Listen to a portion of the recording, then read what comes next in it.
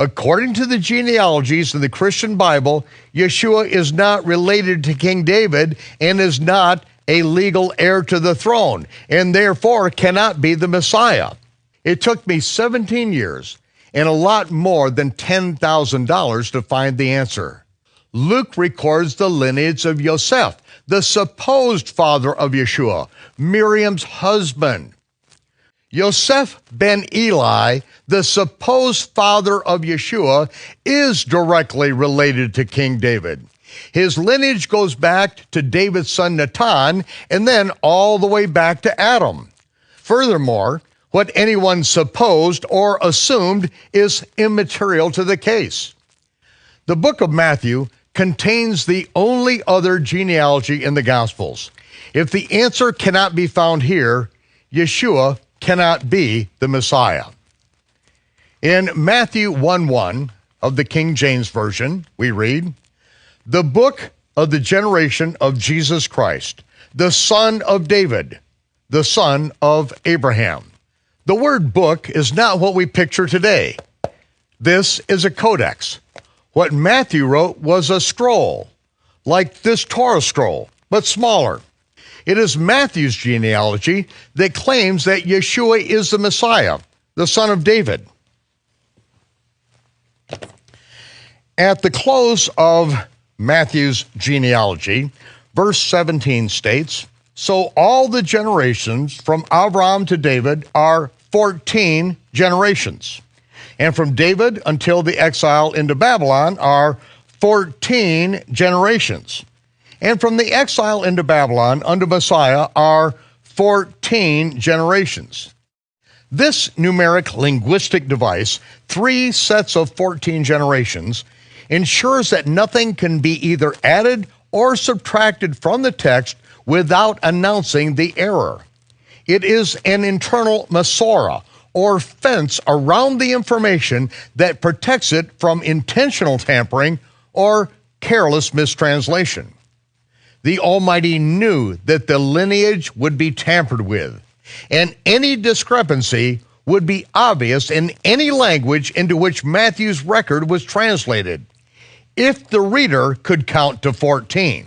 Counting the generations listed, we find that Yaakov is the 11th generation, making his son Yosef the 12th generation. Yosef, being the husband of Miriam, is in the same generation. Miriam is the mother of Yeshua, making Yeshua the 13th generation.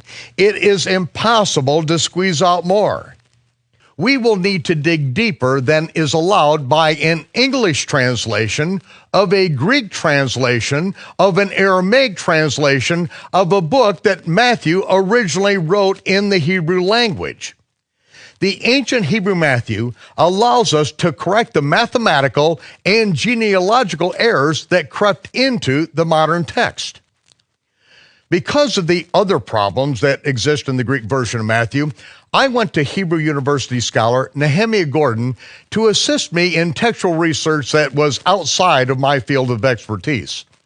In the course of his investigation, Nehemiah Gordon discovered 14 manuscripts of the ancient Hebrew Matthew in the covert archives of Jewish scribes, texts that were unknown to the Christian world.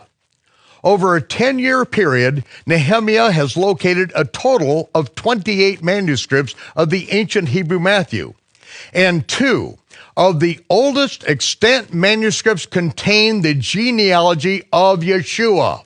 Both of these handwritten manuscripts clearly read, Yaakov begat Yosef, the father of Miriam, of whom was born Yeshua, who is called Messiah. Yosef Avi Miriam, Yosef the father of Miriam. Yaakov is the 11th generation. His son, Yosef, the 12th generation. Miriam, his daughter, the 13th, and Yeshua, Miriam's son, the 14th generation. It turns out that Matthew can count to 14. It was clear, even in the English text of the Gospels, that Yosef ben Yaakov, mentioned in Matthew 1:16, and Yosef ben Eli, cited in Luke 3:23, were 2 different men with two distinct genealogical lines back to King David. Yet they both bear a very common Israelite name. Joseph ben Eli has three grandfathers by the same name. And for Miriam to marry a man who happens to have the same name as her father is rather common. Now, with the ancient Hebrew Matthew, we have the genealogy of Miriam bat Yosef, Yeshua's only earthly parent. We have exactly 14 generations from Yeshua to the carrying away into Babylon. We have Yeshua as the direct descendant of David through the king line of Solomon. And finally, Yeshua is the legal heir to the throne of his great-grandfather David.